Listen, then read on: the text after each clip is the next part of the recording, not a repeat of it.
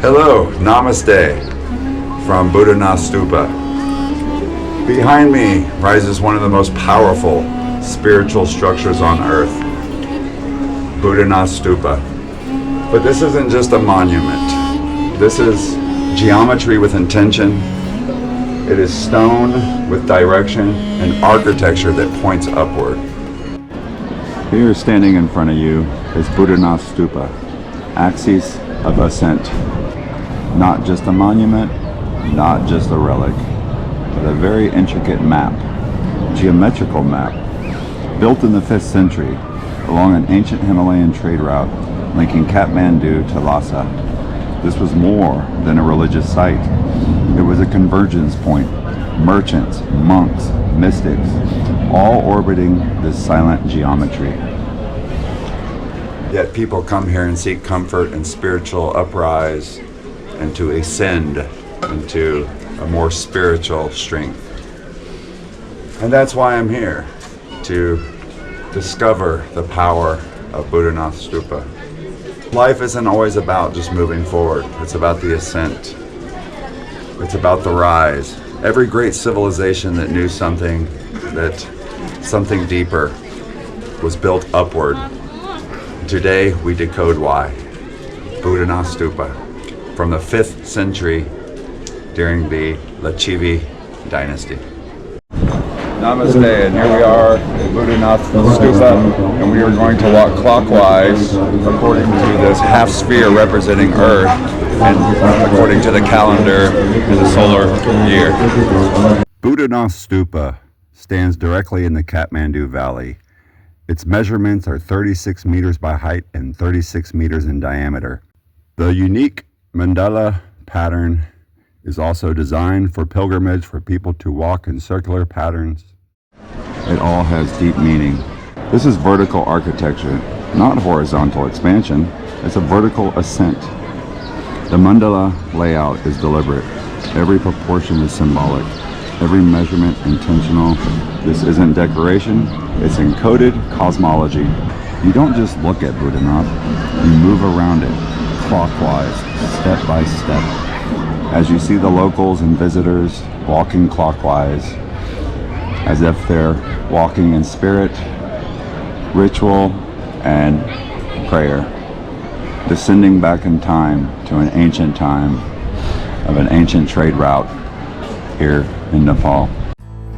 The ancient trade route of the 5th century finds its origins in Lhasa, Tibet. At the Jokung Temple is where this all began. The pilgrimage and caravans would follow along an ancient river valley, deep embedded in Tibet, known as the Yarlung Sakpo River Valley, ending up in Lhasa.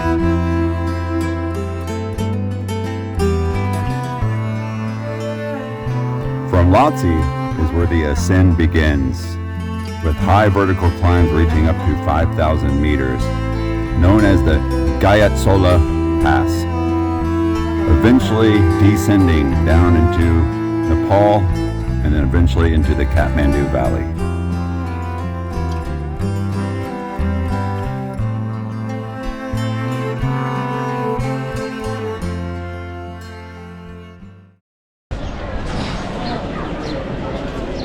Circumnavigation in circular patterns and clockwise is motion meditation, orbiting the axis mundi, the world axis.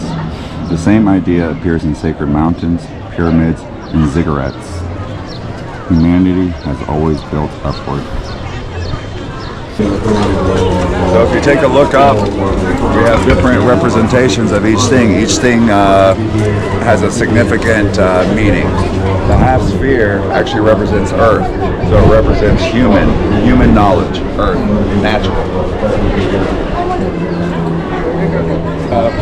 The flags, which represents peace and everything that goes behind nirvana and the belief of Buddhism. Namaste. Here we have the prayer wheel. So everybody works clockwise, wishing for blessings, prosperity, and a beautiful future and fortune. And again, look up. We have pigeons everywhere. For some reason, pigeons are always at spiritual, religious points. So if you set your eyes on the eyes, the Buddha eyes, that's the Harmika, and that represents awareness, which indicates in all four directions in the cardinal coordinate system. Awareness of all around. As you can see, it's very busy. It stays very busy year-round because of people's pilgrimage here, and according to their belief system of Buddhism. And again, this was an old trade route back to the 5th century between Lhasa and Kathmandu.